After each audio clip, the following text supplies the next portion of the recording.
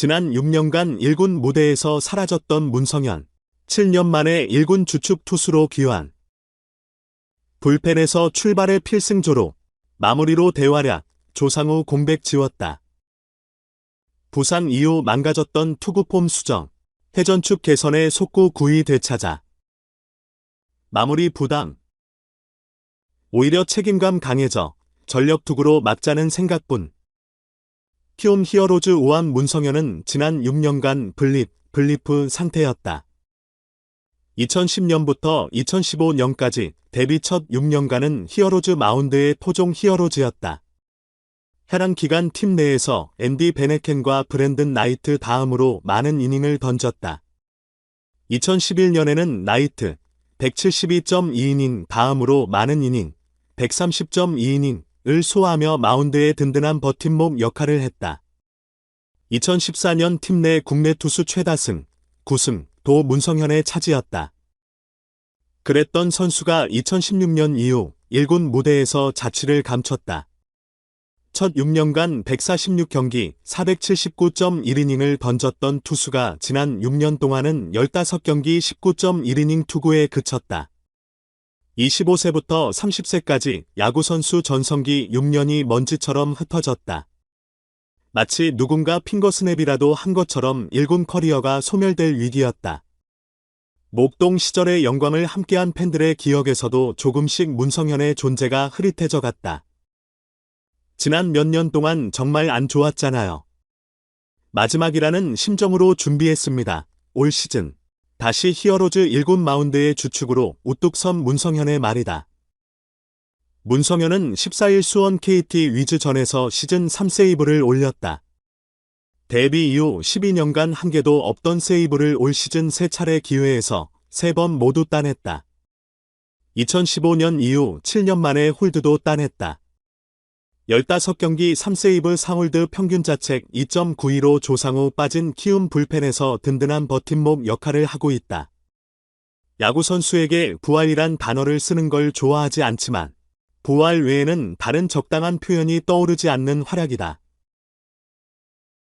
투구폼 수정과 회전축 조정을 통해 제구력과 공의 위력을 되찾은 게 비결이다. 송신영 투수 코치는 한 차례 어깨 부상을 겪은 뒤 문성현의 투구폼이 바뀌었다. 원래는 테이크백이 크지 않고 자연스러운 투구폼이었는데 부상 이후 팔스윙 동작이 달라졌다. 계속 얘기는 했는데 선수 입장에선 팔이 아프다 보니 자기도 모르게 그런 동작을 하고 있었다고 했다. 올 시즌을 앞두고 문성현은 테이크백을 줄이고 팔스윙을 짧게 가져가는 쪽으로 투구폼 변화를 시도했다. 송 코치는 문성현이 올해 1월 결혼을 앞두고 뭔가 큰 결심을 했는지 반드시 투구폼을 잡고 돌아오겠다고 하더라. 그런데 정말로 팔스윙이 짧아져서 다시 나타났다면서 선수가 살아남기 위해 노력하고 변했다는 점에서 코치로서 박수를 보내고 싶다고 했다.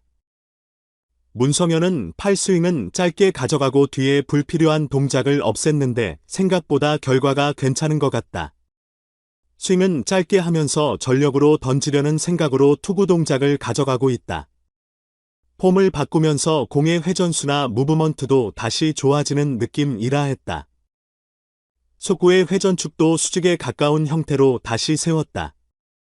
과거 문성현은 최고 151km/h, 평균 140km/h 중 후반대 빠른 볼을 던지면서도 많은 안타를 얻어맞았다.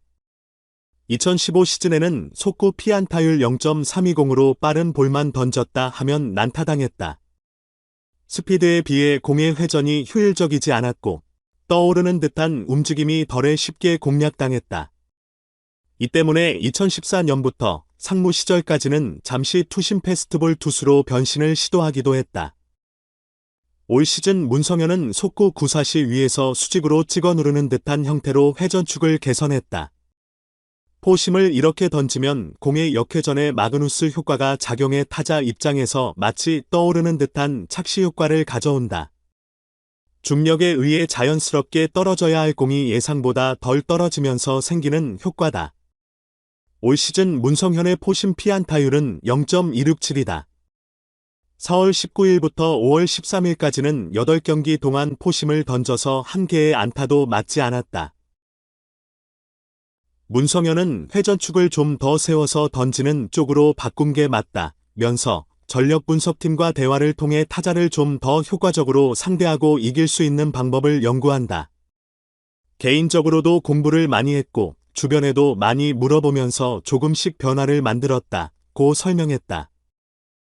이런 문성현의 변화를 홍원기 감독도 긍정적으로 바라봤다. 홍 감독은 투구폼 변화는 물론 제구까지 안정됐다. 스피드가 전처럼 150km/h는 아니지만 공의 회전이나 무브먼트가 좋아 정타를 좀처럼 맞지 않는다 면서 군대에 가기 전보다 모든 수치가 좋아졌다 고 칭찬했다. 6년 동안 숱한 고난을 겪으며 단련된 덕분일까. 20대 초반 거칠고 불안했던 멘탈도 안정을 찾았다. 송신영 코치는 머리와 가슴을 가리키며 항상 얘기하지만 투수는 여기가 제일 중요하다 면서 문성현이 예전과 가장 크게 달라진 점은 바로 여기에 있다 고 강조했다. 송 코치는 볼넷이 많은 투수들은 대체로 피안타율도 높은 경향을 보인다 며 스트라이크를 넣으려고 존에다 밀어넣는 공은 같은 스피드라도 전력으로 던지는 공과 차이가 크다. 팔 스로잉을 느리게 하면서 던지는 공은 배팅볼 이상도 이하도 아니다. 낱말로 과거 문성현의 피안타율이 높았던 이유를 설명했다. 송 코치는 투수들에게 볼넷을 주지 말라는 부정적 지시를 하지 않는다.